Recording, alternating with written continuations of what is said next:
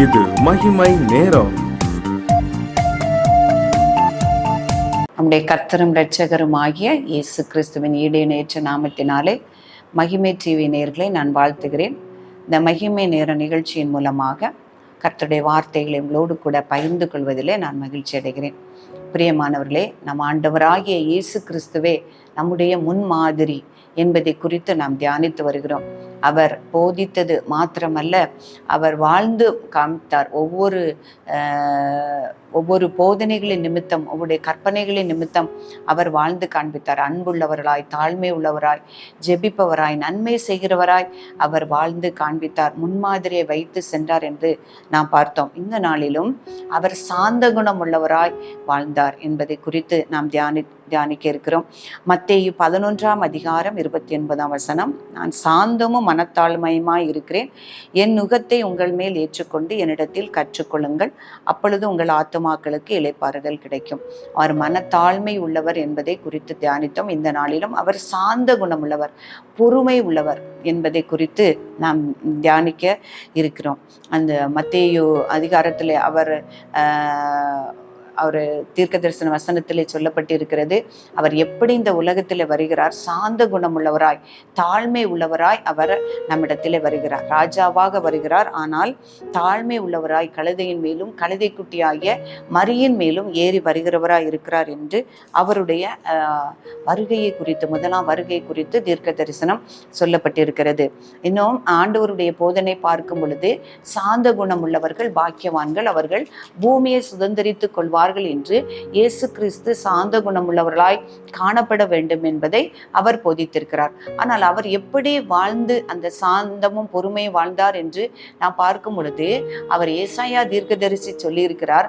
அவர் எப்படி இருப்பாராம்? இந்த உலகத்திலே வரும் பொழுது, அவர் பாடுகளை அனுபவிக்கும் பொழுது, அவர் நெருக்கப்பட்டும் நொறுக்கப்பட்டும் ஒடுக்கப்பட்டும் இருந்தார். ஆனாலும் அவர் தன்னுடைய வாயை திறக்கவில்லை என்று, அவர் பாடுகளின் நிமித்தம் அவர் எப்படி பொறுமையாய் சாந்தமுள்ளவராய் இருந்தார் என்று அந்த ஏசாயா தீர்க்கதரிசியிலே சொல்லியிருக்கிறது.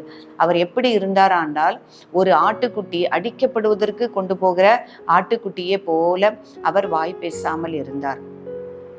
மயிர் கத்தரிக்கிறவனுக்கு முன்பாக இருக்கிற ஆட்டை போல அவர் பேசாமல் இருந்தார் என்று எழுதியிருக்கிறபடியே, அவர் ஒவ்வொரு காரியத்திலும் அவர் பொறுமை உள்ளவராய், சாந்தம் உள்ளவராய் காணப்பட்டார் என்பதை குறித்து நாம் பார்க்க முடியும். வேதத்திலே சொல்லப்பட்டிருக்கிறது, அவர் ஒரு முறை ஒரு பாவியான ஸ்திரீ, ஒரு விபச்சாரத்தில் பிடிப்பட்ட ஒரு ஸ்திரீயை அவரிடத்துல கொண்டு வருகிறார்கள். ஒவ்வொரு காரியத்திலும் அவரிடத்திலே இந்த பரிசேயர்கள் வரும் பொழுது, யூதர்கள் வரும் பொழுது, இவரை எப்படியாவது குற்றம் சாட்ட வேண்டும், அவருடைய பேச்சிலே அல்லது நடக்கையிலே குற்றம் சாட்ட வேண்டும் என்று அவர் சொல்லுகிறார்கள். அவரிடத்துல வந்து, ஆண்டவரே, இவள் விபச்சாரத்திலே கையும் மெய்யுமாக பிடிபட்டாள். அப்போ நியாயப்பிரமாணத்துல சொல்லப்பட்டிருக்கிறது, விபச்சாரத்தில் பிடிப்பட்ட ஒரு பெண்ணை வந்து கல்லெறிந்து கொல்ல வேண்டும் என்று நீர் என்ன சொல்லுகிறீர் என்று கேட்கிறாங்க. ஆண்டவர் எதுவுமே பேசாம என்ன செஞ்சிருக்கிறாரு? தரையிலே விரலினாலே எழுதி கொண்டிருக்கிறார்.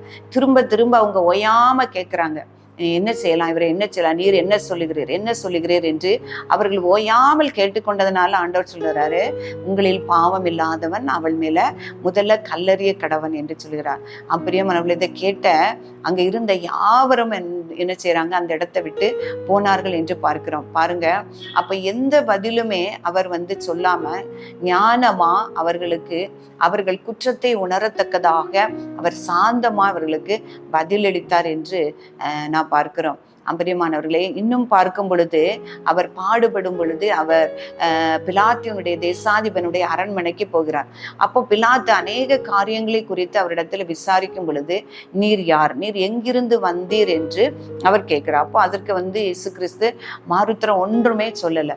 இப்போ பல முறை கேட்கும் பொழுது பிலாத்து சொல்றாரு, உன்னை விடுதலையாக்கவும் எனக்கு அதிகாரம் உண்டு, உன்னை வந்து சிறையில் அடைக்கவும் எனக்கு அதிகாரம் உண்டு, ஆக்கினைக்குள்ளாக ஒப்பு கொடுக்கவும் உனக்கு அதிகாரம் உண்டு, என்று சொல்லும் பொழுதும் அவரிடத்துல வாயவே அவர் என்ன செய்யல, திறக்கல.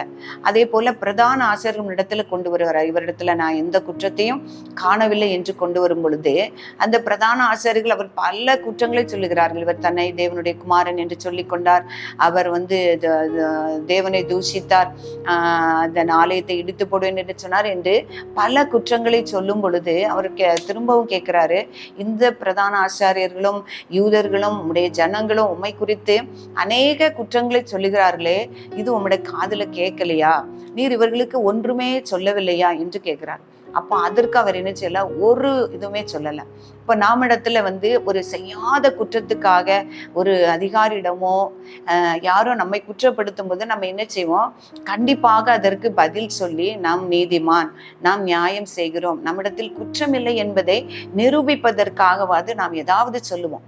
ஆனா ஆண்டவர் என்ன சொல்லியிருக்காரு, அவர் மேல் குற்றமில்லை என்று தெரிஞ்சும் அவர்கள் சொல்லக்கூடிய குற்றச்சாட்டுகள் எல்லாம் தவறானது, அவைகள் பொய்யானவைகள் என்று சொல்லியும் தன்னை நீதிமான் என்றும் தன்னை குற்றமற்றவன் என்றும் நிரூபிப்பதற்கு கூட அவர் ஒன்றுமே சொல்லவில்லை.